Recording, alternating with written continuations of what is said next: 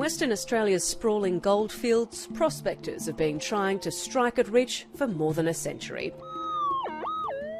Dale Hanning is among those sweeping the soil in search of gold. Oh, just to get out the bush and find that big nugget, like everyone wants to, you know. But yeah, no, it's just a real stress relief. 40 kilometres up the road in Kalgoorlie, the main street, a pub and a statue are all dedicated to the man who put this region on the map.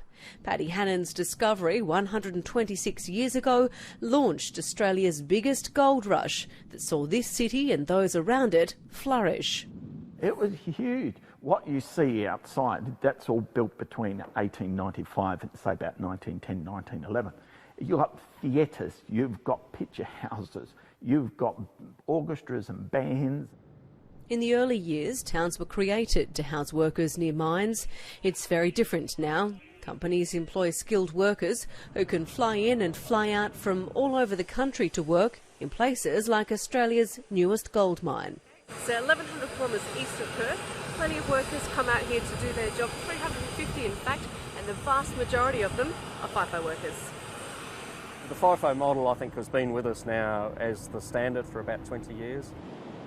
Operations at Gruyere began 2 years ago. Last month, it poured its first 3 bars and expects to produce 300,000 ounces a year.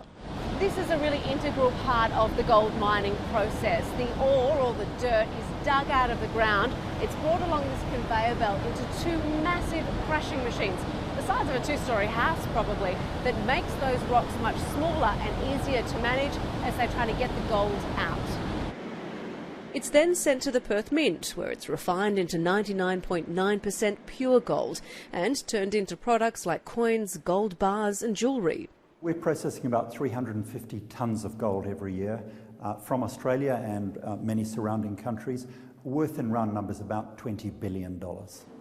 This was once considered the richest square mile on Earth, and the Golden Mile is still being mined today, producing more than 60 million ounces of gold and counting. In 1989, it became this massive hole, the Super Pit. It remains the second largest open-cut gold mine in the country. The biggest is also in WA. The state's success is what's drawn people from across the world to the annual Diggers and Dealers Mining Forum in Kalgoorlie this week. How good is the gold price? It should be good for local businesses like salon owner Anne-Marie Ryan. She believes the increase in FIFO workers is cutting into her profits. We need those families to come here to build those community building blocks that keeps us going and keeps our economy going. At the Beaten Track Brewery, they share the same feelings. FIFO takes money out of the region. The country towns all through New South Wales, Queensland, Western Australia that need the support, they need the people back into them. 40 kilometres north of Kalgoorlie is Broad Arrow. In 1893, when the gold rush began in the goldfields here, this town was thriving. Population of 15,000 people, a couple of pubs, hospital, couple of schools. But now all remains is the Broad Arrow Tavern. G'day. It's now a ghost town. People just don't stick by anymore, like they don't go through the tough times. The Kalgoorlie Boulder Mayor wants to make sure that doesn't happen to his city. I dubbed the term cancer of the bush. If we had no fly-in, fly-out, we'd be over 40,000. We really should be booming, busting at the seams.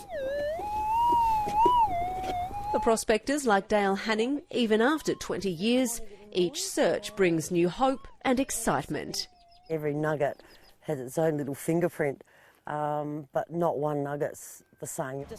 No success this time, but the pursuit of digging up a fortune goes on. Rachel Papazoni, ABC News, Kalgoorlie.